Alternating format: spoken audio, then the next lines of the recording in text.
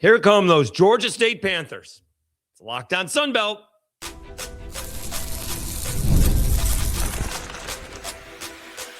You are Locked On Sunbelt, your daily podcast on the Sunbelt Conference, part of the Locked On Podcast Network, your team every day.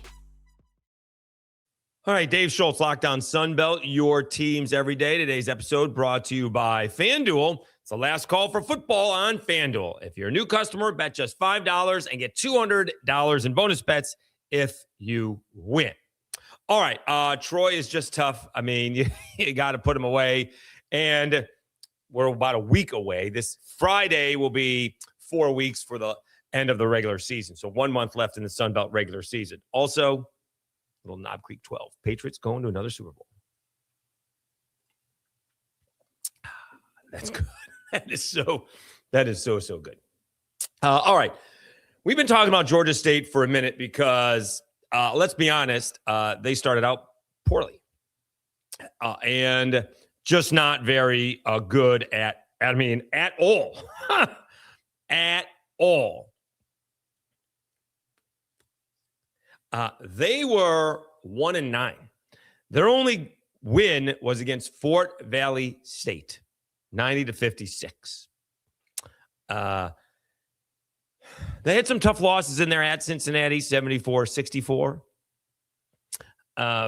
Arizona State, 75-62.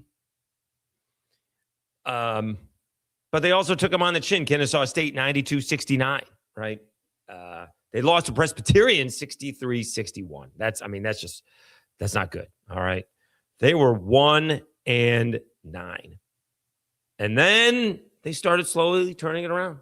They beat Jacksonville State by 4, took it on the chin to Georgia Southern. They did 90-67, but beat App State. They beat Columbia, South Carolina, lost a tough ball game to Marshall, 84-80. They beat Coastal, lost a tough one to App State, and all of a sudden they've won 4 in a row. They beat Marshall on the return trip to Atlanta. They took care of Monroe easily. They held off Southern Miss and somehow survived Arkansas State. The stats on this one are going to blow you away. They blow me away. I don't understand how Arkansas State lost this ball game. This game started out 20-5 Arkansas State. They made 7 of their first 8 shots and fouled on a 3-point shot to go up 20-5. They weren't even leading at half. Georgia State led it 38-36. After making 7 of their first 8 shots in the first half, they finished 15 out of 30. So despite my understanding is that there would be no math, right? That's only 8 out of the next 22. And it didn't get much better in the second half. They were 10 out of 23 in the second half. Georgia State played some much better defense. But some of these statistics are mind-blowing, all right? They both shot at about the same, 49%, 47%. Arkansas State actually made 3 more field goals. Georgia State, though, made 4 more threes. So that's going to be a thing. Free throws, 17 out of 19, 20 out of 22. Not a big difference there. Turnovers was an issue for Arkansas State, 14. And Georgia State took advantage of it. Usually you don't see it this big. Out of 14 turnovers, they scored 24 points. I mean, that's incredibly efficient. Incredibly efficient. But Arkansas State out-rebounded them 38-21. This is at Georgia State. They got 38 rebounds. They got 12 offensive rebounds. Arkansas State ended up with 10 second chance points. Georgia State did a better job off the bench, 26-19, because Arkansas State's got one of the better benches in the conference. I'm still trying to figure out how they lost this.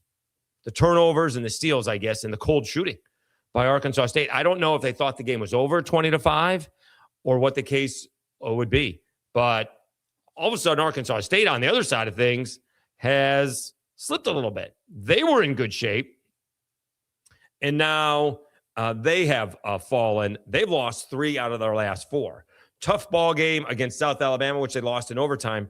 Remember, they were up 5 with the ball and 50 seconds left to go. They got hammered by Troy. They did beat Georgia Southern, but they've also lost to Georgia State. So all of a sudden, Arkansas State heading in the wrong direction, whereas Georgia State seems to be going in the right direction. And for the time being, because of the weather, and Georgia Southern lost, Georgia State is in second place, right? And in the Sun Belt, that's huge because you go right to the semifinals. In the Sun Belt, first and second place go straight to the semis. If you're a top 4 seed, then you go straight to the 3 and 4 go straight to the quarters. Huge advantage, obviously, for the Sun Belt. All right, quickly going over point totals. How about Jelani Hamilton? 38 points on 12 of 21 shooting, 6 of 11 from 3, 8 of 10 from the free throw line. Georgia State, let's be honest, because we talk about it all the time, that you can lose the game at the free throw line, and Georgia State could have lost this ball game at the free throw line. They went 20 out of 22. Right? It's tough to say, tough to shoot 91%. She shot at 90.9%. But if they shoot it 80%, they probably lose the game. Right? Arkansas State shot it well too, right? They shot it in the second half. They were 13 out of 14. They shot at 89.5%. They made 17 out of 19. So both teams shot it extremely well from the free throw line. Joa Chappelle with 13 points off of the bench. Again, 3 of 4 from 3, 2 of 2 from the free throw line. That's big. For Arkansas State, you did have Christian Harmon with 23 points, 7 out of 15 from the floor, 6 out of 10 from 3, 3 out of 3 from the free throw line. Heyman had 14 points, struggled from 3, but 3 out of 3 from the three-point line. And Jackson had 11 points, 6 out of 8 from the free throw line. Should mention that Hampton only had 10 points and 12 rebounds. All right, so this is a good college basketball game. And obviously with 14 minutes left to go, and it's a 20-5 lead, it is not over. Well, you got to understand that. But it's certainly on the brink of blowing them out. You got just as good a chance, although tough to say hot, 7 out of 8 shots to keep on doing that. But why? You could easily make that a 20-point ball game. You could easily go up 30-10 or even 35, say 12. You could easily have blown them out from that spot, and they failed to do so. And now all of a sudden, Georgia State in second place, a couple of games behind the Troy Trojans. Very impressive job by Georgia State to get back into the season. Coach's job is on the line. They start out 1-9, and let's see where they are as of right now. Because they're 6-3 in the conference. They've improved to 9-12 overall. So that's 8 out of their last 11 that they won. That's awesome. Did I do that right? No, I did that. No, 8. Yeah, 8 out of their last 11. They are 8-3 because they started out 1-9. Goodness gracious. All right. Well, good job by Georgia State. All right. We'll come back. We'll talk about Troy and do the rest of the action from limited action on Saturday. The Trojans are tough. All right. Georgia Southern kind of hanging around, had a shot and just maybe ran out of gas a little bit. We'll do that after I tell you about FanDuel.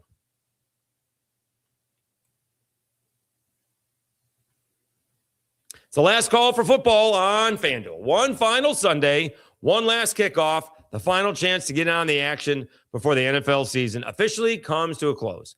This is Super Bowl 60, and FanDuel is making sure you're right in the middle of it with a special offer just in time for the biggest game of the year. Whether you're backing the favorite, riding with the underdog, or building one last same-game parlay, this is the game everyone's been waiting for. This is where predictions turn into plays, stats turn into storylines, and every snap feels bigger. It's a perfect way to cap off the season and make the Super Bowl even more exciting from kickoff to the final whistle. If you're a new customer, bet just $5 and get $200 in bonus bets if you win. Make it count, because after the Super Bowl, the season is over. Last call for football on FanDuel, an official sportsbook partner of Super Bowl 60. Visit FanDuel.com to get started. Go Pats. Mhm. All right, Dave Schultz, Lockdown Sunbelt, your teams every day. Troy stays hot. They defeated Georgia Southern 83-78. Close game in, well, the second half of the second half, I guess. Troy led for most of this basketball game, more than 35 and a half minutes. Georgia Southern for 2 minutes and 40 seconds. Troy had a 9-point lead at half, 47-38. And Georgia Southern took a late lead. Actually, not a late lead. About 9 minutes left to go, I think it was. Yes, they took Alden Applewhite makes a three-pointer, 59-58. Then it's kind of back and forth. I think the biggest lead that Georgia Southern had was 3 when Acavian White hits a three-pointer, making it 74-71 with 2:22 to go. Unfortunately for Georgia Southern, Carrington Kyle had a and one, made a free throw to put them up or to tie the ball game up. Then Thomas Dowd made a jumper after an offensive rebound by Thomas Dowd, 76-74, and he was fouled. So that's back-to-back and ones for Troy. But Georgia Southern doesn't go away. Spud Webb with 2 Bs hits a pair of free throws to make it a 1-point ball game. Victor Valdez with another layup, making a 3-point game. 2 more free throws for Georgia Southern. It's a 1-point ball game, but they could not. They had to foul, and Troy made their free throws. Victor Valdez made 2, and Thomas Dowd made a pair. That's a good college basketball game. And again, tough to win on the road. Troy does win at 83-78. I mean, Troy's a good basketball team. And again, all those Troy fans, because Syracuse will be looking for a new head coach. And why not Scott Cross? I would think that if I don't know if he has to win the Sun Belt Conference tournament, he kind of a tough spot. But we're going to start hearing coaches for next year, and you would think Scott Cross would be on anybody's list. I mean, if you want to go nutso, does Will Wade, after 1 year, go from NC State to LSU, and does Scott Cross go to NC State? I don't know. There'll be plenty of job openings. There always are, and we'll see where it goes from here. But the Troy fans not happy with me. I'd rather have Scott Cross stick around. I've been a big fan of Scott Cross since the UT Arlington days. I think that was a huge mistake by UT Arlington. I think he took a year off and he just fell right into Troy's lap. And it's just worked out really well for Troy. Took him a little bit to get the ship right. They went to the NCAA tournament last year, and they seem to be headed in that direction. It's tough, the Sun Belt Conference tournament, although he's only got to play twice. Probably is going to happen, right? He's only got to win 2 ball games, all right? And so Troy with a nice win over Georgia Southern. Let's see here. Valdez had 22 points, 8 out of 10 free throws. Thomas Dowd, 16 points, 7 out of 8 free throws, 12 rebounds. Campbell brothers combined for 17 points, no free throws because they shoot threes. And Bellamy with 10 points off the bench. How about 5 for 5 from the floor? For Georgia Southern, Applewhite, 19 points, 6 out of 12 from the floor, 6 for 7 from the free throw line. Moore had 14 points, and White off the bench had 11. Again, in a 5-point ball game, Georgia Southern 13 out of 17 from the free throw line, and Troy just a little bit better. The difference in the game, 18 out of 24 from the free throw line. Missed all 6 of them in the second half when they were 14 out of 20. They did not shoot the threes very well either in the second half. That's how I guess Georgia Southern got back in the ball game. Troy was just 2 out of 14. But Troy does improve to 8-1 in the Sun Belt. They are overall 15-6, and they do have a 2-game lead over Georgia State, 2.5-game lead on South Alabama, Marshall, and apparently App State. All right, elsewhere in the Sun Belt, Say Friday, go back to Friday, App State and ULM. App State beats ULM 59-43. Hashtag always a bright side. ULM does not give up 26 threes. In fact, they gave up a grand total of 6 threes.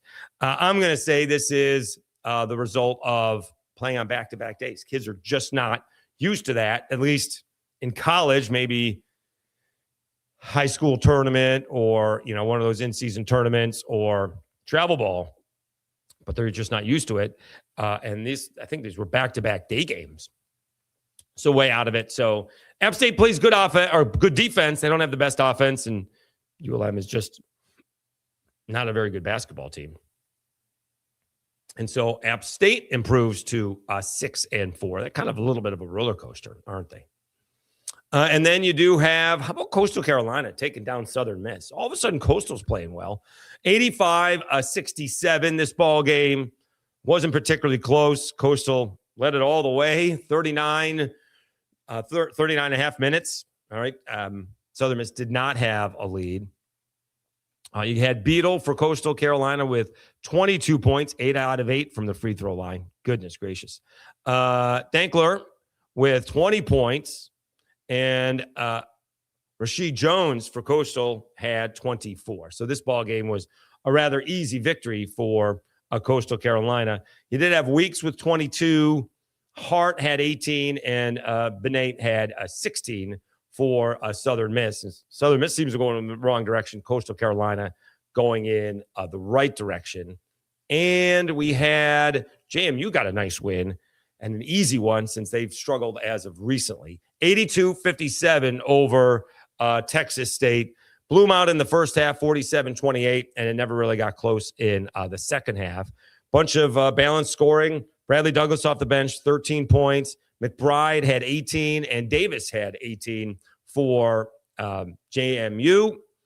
And Drone had 17 and 14 for Texas State. So those were the ball games on Saturday. And we did the Friday ball game as well. All right, so now let's set up what it is for the last month of the season coming up. All right, we'll do that when we come back right after I tell you about Mazda.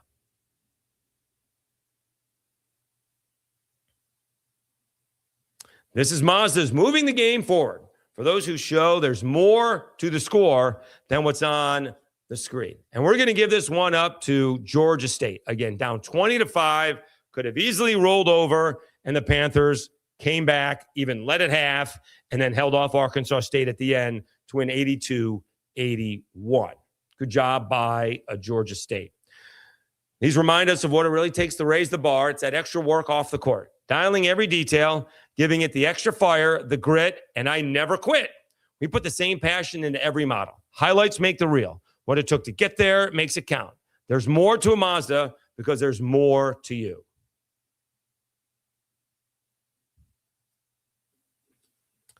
Dave Schultz, Locked On Sunbelt, your teams every day. We've got Monday off.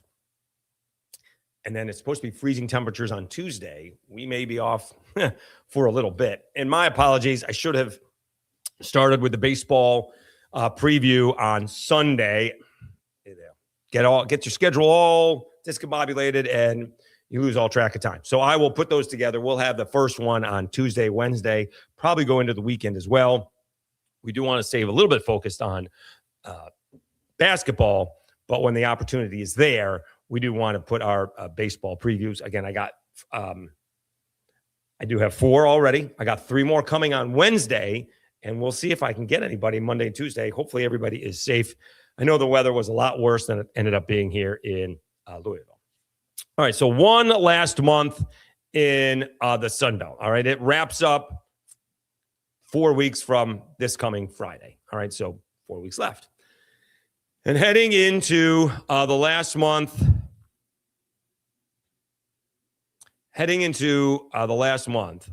you do have Troy 8-1.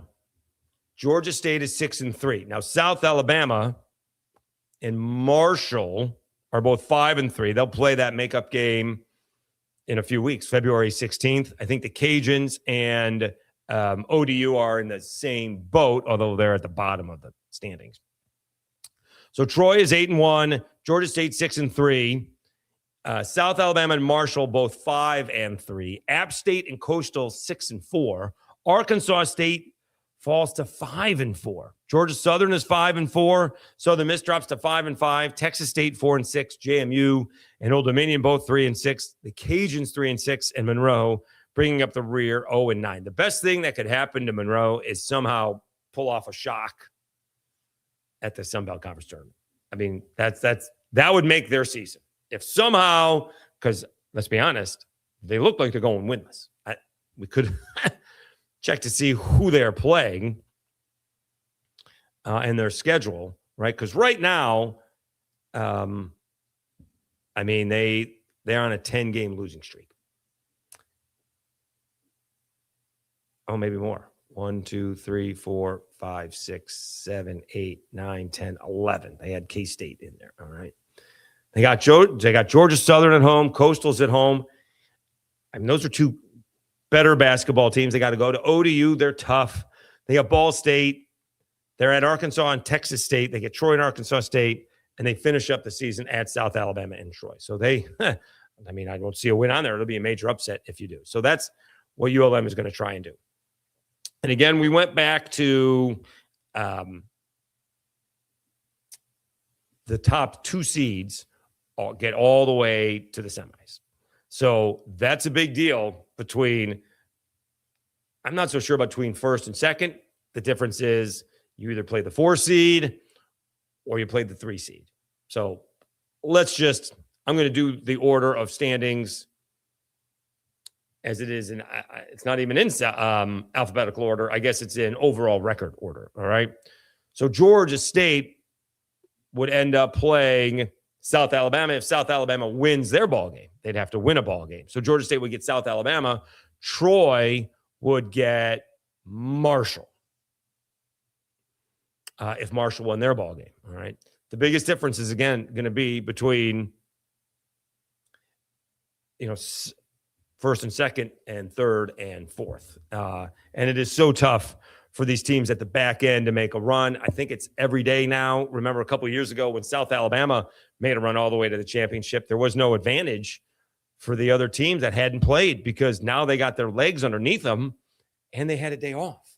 They played a ball game and had a day off and then played after that. And so now they get to play in the arena. They get to practice. They get a day off. And that is such a huge advantage. So they needed to eliminate that. And they did. And the favorites are going to go. I mean, the idea behind this, and it worked when JMU beat Arkansas State to go to the championship, to go to the NCAAs. The Sun Belt got their best team in there, and they beat Wisconsin. That's the whole idea, is at least for the Sun Belt's point of view. The Sun Belt wants their favorite, and they want a team that can compete in the NCAA tournament. Troy had a tough matchup against Kentucky last year, held on for as long as they could. Kentucky's athletic, and they were tough. And so we'll see what happens this year. But I do think I think South Alabama can do it. We'll see what Marshall can do. Can Georgia State just stay hot? I mean, if Georgia State just stays hot, they're going to be tough. Troy right now, though, here's the only issue I have with Troy, and it's not really an issue. This would be if I am a fan of Troy. Somewhere along the way, these calls and these plays are not going to go our way. We can go back to the South Alabama ball game where I think they got 3 offensive rebounds, and with that, they made 3 3-pointers. All right. They held off Old Dominion. They held off Georgia Southern. I mean, they're blowing some teams out as well. All right. They slipped by Marshall 70-63. They slipped past UAB 86-85, but they blew out Texas State 100-80. They blew out the Cajuns 90-70. They blew out Southern Miss 91-65. So again, on that, always a hashtag always a bright side kind of guy. They're used to playing in close ball games, and they can always have that 5 to 10 minute spurt where it is a 5-point ball game, and then you blink and it's 15 because they hit a couple of threes, they get a couple of offensive rebounds, made some free throws, and all of a sudden you were in a ball game and you look up and there's 8 minutes left and you're down double digits. It happens a lot. All right. Troy is that good. All right. I'm just going to be concerned as a fan that somewhere along the way, the call and the ball is not going to bounce our way as it has so far most of the year. The only time it did not bounce their way was against USC. And I don't know if that's going to hold them out of the NCAA tournament. I mean, they should get a bid, whether they win the tournament or not. They're not going to. All right. They're just not. They're in the hundreds. Troy is 104, although I don't think that includes. They're 15-6. That has not been updated. Let me see if we can. It has not been updated. But they're not going to be. All right. They're just, it'll be updated on Monday. But they're not going to get in. It's unfortunate. It is what it is. Compared to, say, now Auburn had a big win. They're already up to 28. All right. But they get to play a lot more top teams as they just beat Florida. You know, they're 3-3 against, oh no, I'm sorry. Let me see what they are against quad one. Auburn. We've been over this before. But Auburn is now 4-6 against quad one teams. Big win against Florida.